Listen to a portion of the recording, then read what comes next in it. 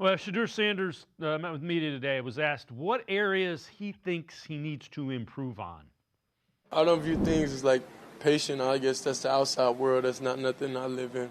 Within my world, I think I'm more determined and focused on knowing I got to do what it takes to get the results, for the team, for us that we need, to be successful. So I think it's certain things that certain areas that I need to improve in quickly, and just because I'm a rookie, that's not really an excuse out there, Like go out there and see it and just hit it, like see it and hit it. Don't really understand that trust my eyes, understand everything that I've been studying, and the game, I'll say is slowing down a little bit for me, and just trust what I see.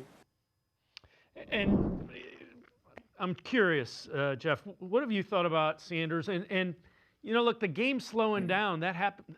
All rookies go through that. It's not unique to Shedeur Sanders. It's not unique to fifth-round picks. First-round picks, game goes too fast initially as well. The question is, can you get it to slow down? Well, I think the first thing we need to say here is the criticisms of Dillon Gabriel and of Shedeur Sanders probably are way over the line. We were talking about a third-round quarterback, and we were talking about a fifth-round quarterback. And I think people felt just because Shedeur had a nice debut against a Las Vegas Raiders team that is in a much worse situation than the Cleveland Browns team is, that they kind of just looked at that like, okay, well, he hit the ground running. It was a whole different ball game Sunday. Number one, you're in Cleveland in late November, Northeast Ohio weather. And if you don't think the weather was a factor, go back and listen to any time the official was trying to announce a penalty and you heard that wind whipping into the microphone. Obviously, the San Francisco 49ers, totally different animal.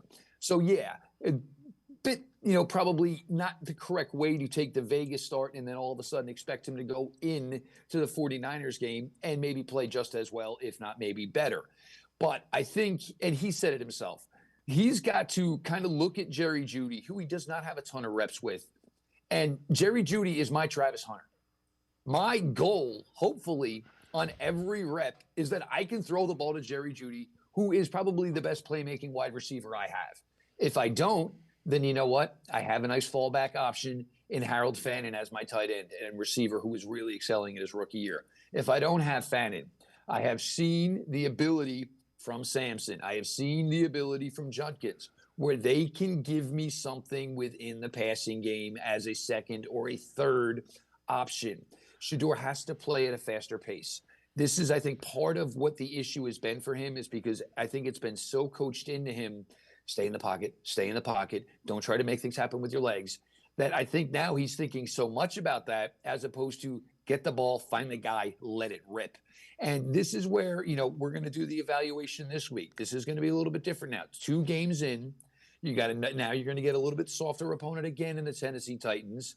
Just see it and believe it. Look, Shedeur Sanders has played the position for an extremely long time. Now he's being coached differently, being, asked to work quicker, but also be smarter. The old John Wooden, be quick but don't hurry back in the day. I think Shedeur just needs to let it all settle in and go back to last week's tape and put it on himself. There were guys that he missed. There were absolutely some throws that he missed. And those are the ones that should fuel you to go out and be even more competitive in your next start. But again, between Gabriel, between Sanders, we were talking about a guy that was drafted almost at 100, a guy that was almost drafted at 150. We're looking at these guys, and this happens a lot in Cleveland. We're looking at these guys like they were taken in the top 5 and like they are just not meeting expectations. The fact that either one of them made it to the field in a weird situation certainly does, say that maybe there is something there. But I think what we've seen from Sanders from 2 starts is there are throws he can make that Dillon Gabriel simply just can't.